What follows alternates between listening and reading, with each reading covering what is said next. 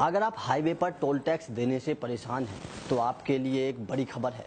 सरकार अब toll tax की नई नीति लागू करने जा रही है, जिसके तहत अब आपको फिक्स्ड प्राइस देने की जरूरत नहीं है। अब आप टोल टैक्स पर किलोमीटर के हिसाब से दे सकेंगे।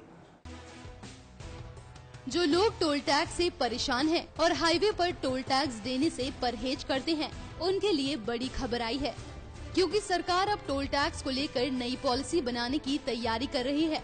नई पॉलिसी के मुताबिक अब आपको टोल टैक्स फिक्स नहीं बल्कि किलोमीटर के हिसाब से देना होगा। मतलब अब आप सड़क पर जितने भी किलोमीटर चलेंगे अब आपको उतने ही पैसे देने होंगे, जबकि अभी तक आपको टोल टैक्स पर फिक्स रुपए देने होते थे, लेकिन अब आपको टोल टैक्स अपने सफर के हिसाब से ही देना होगा। इस नई पॉलिसी को लेकर केंद्रीय मंत्री नितिन गडकरी ने कहा कि इस पॉलिसी को लेकर सरकार काम कर रही है और जल्द ही ये कानून अमल में भी लाया जाएगा।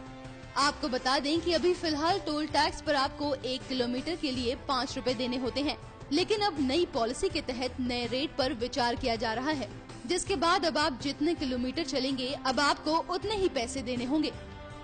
न्यूज़ एक्सप्रेस की रिपोर्ट।